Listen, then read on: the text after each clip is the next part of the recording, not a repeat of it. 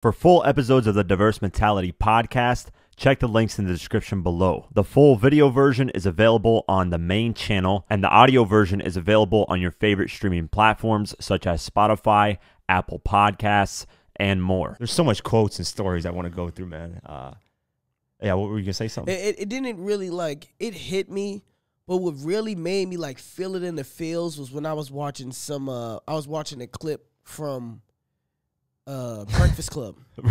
Yeah. And how he was talking, how you can tell it was the addiction was beating him. And it was man, I can't even really watch that shit. Yeah. You know what I'm saying? It's like listening to, Juice WRLD's music. It just seeing him like that and knowing that was probably the reason for his death. It's hard to watch that shit, man. Yeah, I mean, he's been through a lot, man. So he was there for people because he knew nobody was there for him. Yeah.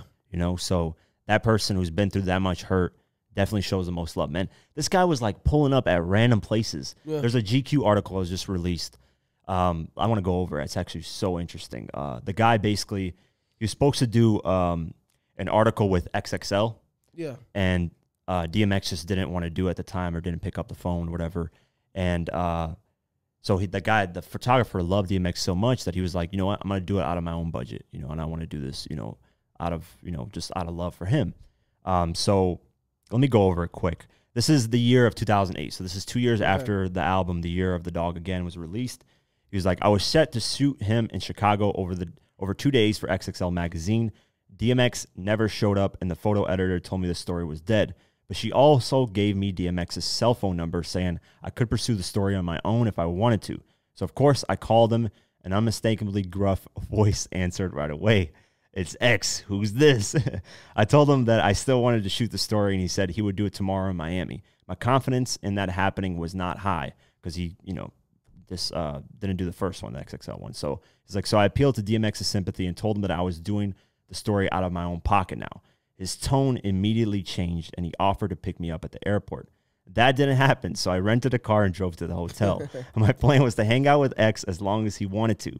What I didn't know was that he had been cooped up in a hotel room with the mother of his 2-week-old daughter. I became a reason to be out the room. And what I expected to be is a short photo session interview turned into a 17-hour unplanned tour through DMX's life. So let me go skip through some of this because it's crazy. He's speeding like crazy, and the guy's like, yo, I got a seatbelt on. He's like, that seatbelt's going to do damage because if we flip this car over, the seatbelt's going to melt onto you. You're going to be able to take that shit off. So there's just so much shit on here that, it was hilarious, man. Let me go over the part where he goes to the people, man. He just pulls up at a random place in Florida and, Miami. This is a dangerous area, a celebrity pulling up. No celebrity would have done that, I thought it was cool that who's the guy? Currency. He was on a podcast and he told a DMX story about how his friend is a promoter, and he was like, he booked DMX. So when they went to go pick up DMX was like, let me drive. Yeah. And the promoter's like, well, all right, but I have to, I got to do a couple things. And DMX was like, well, what we got to do? And he took him to his son's school, and DMX signed the kid out of school. Yeah.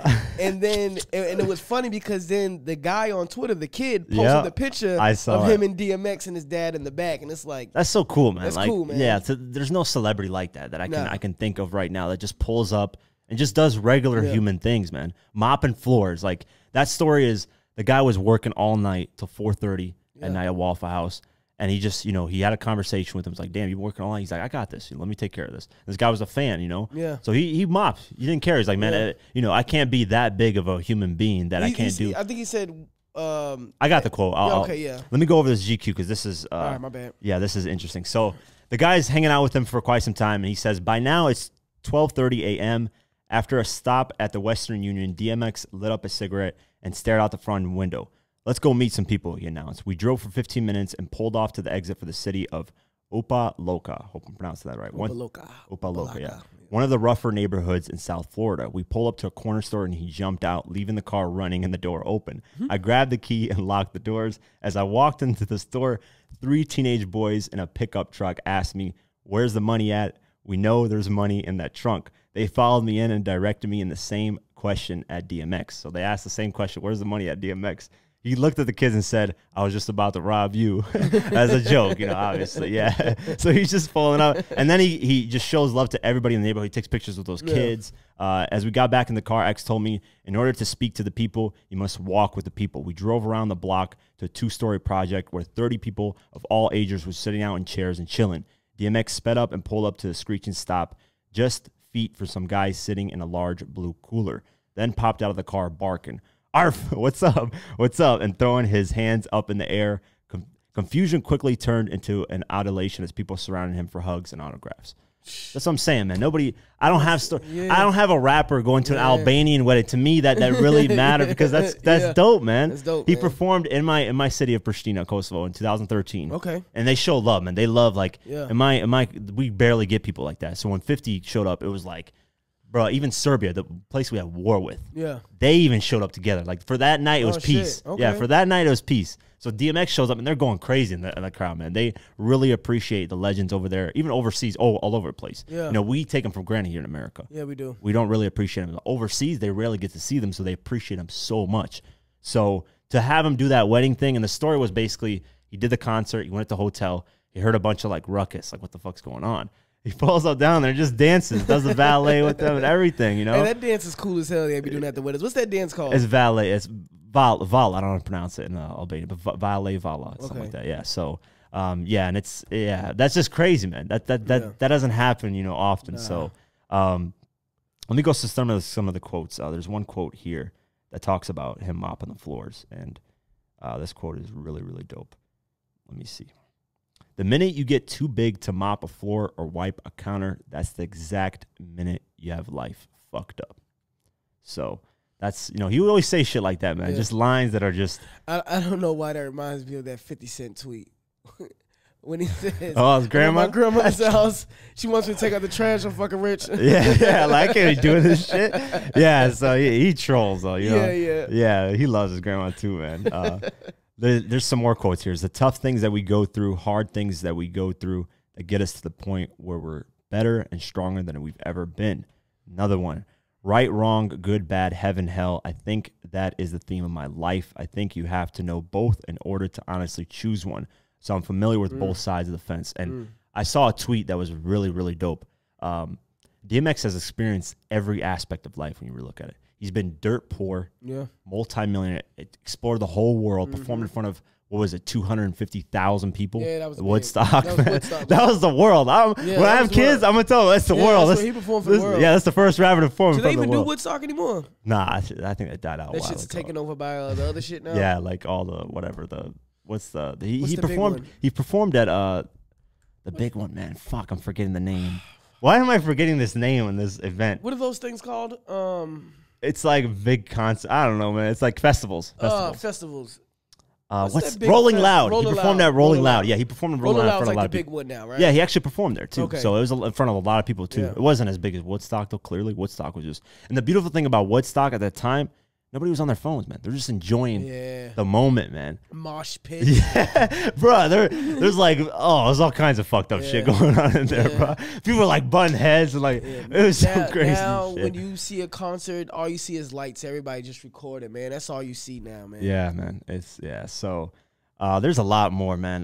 One of the stories on Drink Champs that is so beautiful that when I was listening, I was like, damn, that's life for you, man. And there's always these moments in life that kind of, like you said, your friend, where it made him realize, I need to be softer. I need to be more loving, more this and that. Because people come to that realization really right when they're about to die. Yeah. It's kind of scary. Yeah. XXXTentacion was the same way. Yeah. He was doing, a bunch of nice things before he knew he was going to, well, he didn't know, but, it's like your spirit telling you, it's hey, an awakening. Yeah. And I don't, to get into the topic of death, I don't really view it as a negative thing, man. I feel like your soul is free at that point, man. People should view it as that, man. Your soul is off somewhere else, free. Because world, man, the earth is harsh, man.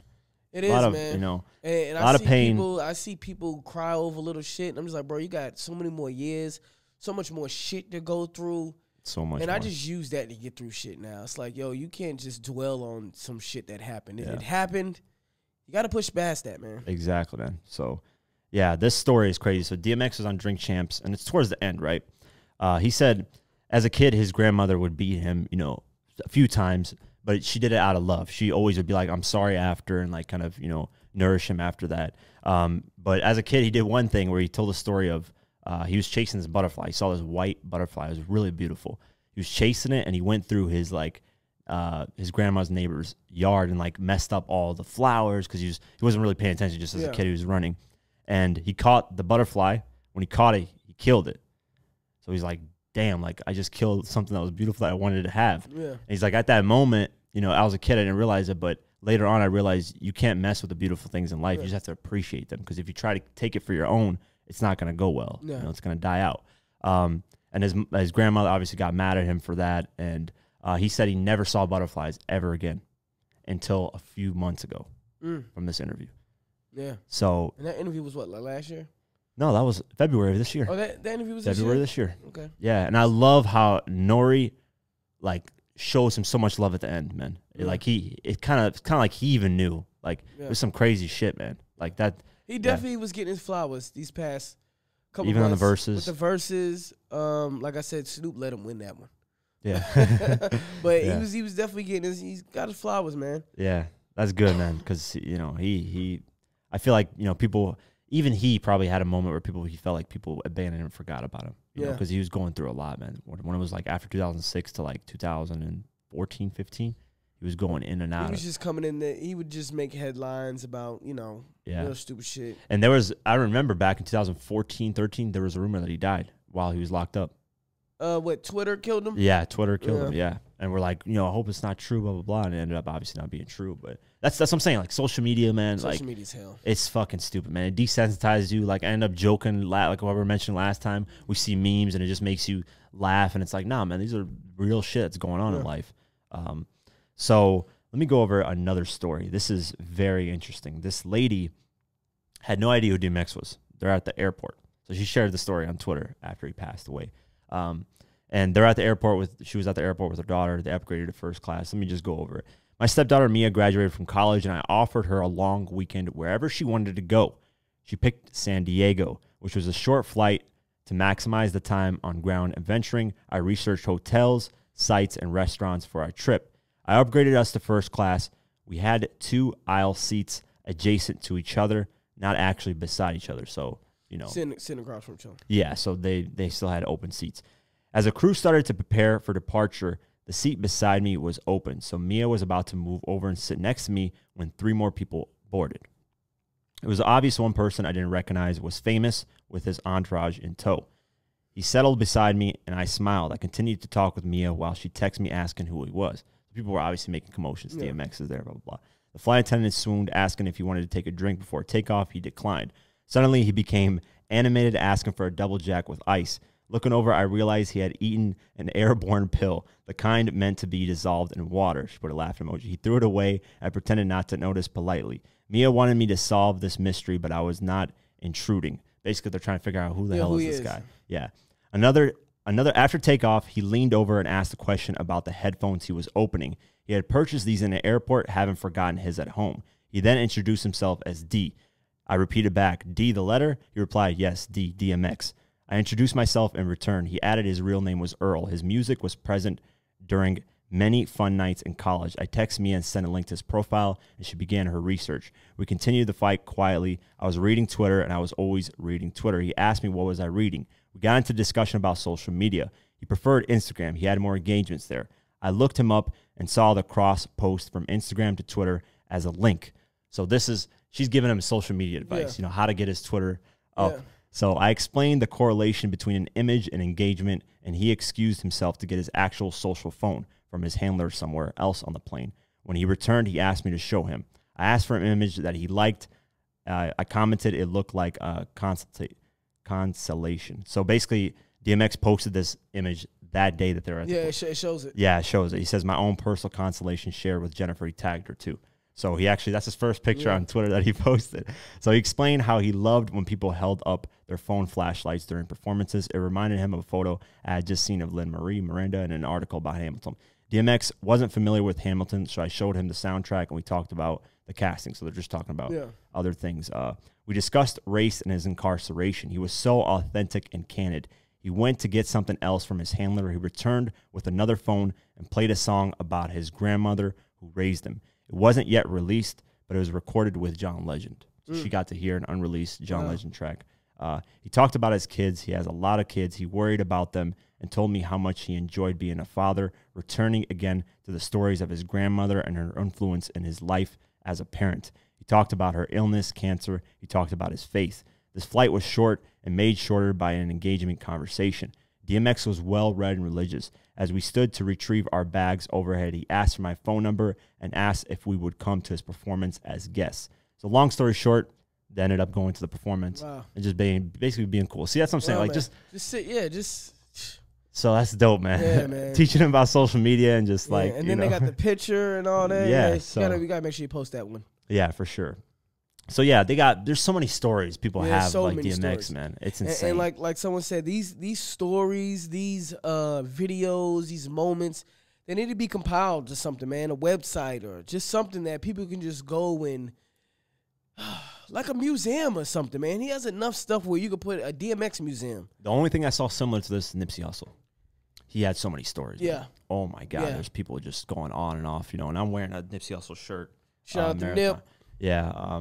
So he had the same exact stories like that, man. Yeah. And that just shows how beautiful people they are, man. It's not just about money, fame, and all that. They don't really care about that. Swizz, he went on Instagram and he actually was talking about, him, DMX passing away. And what he said on his Instagram was crazy.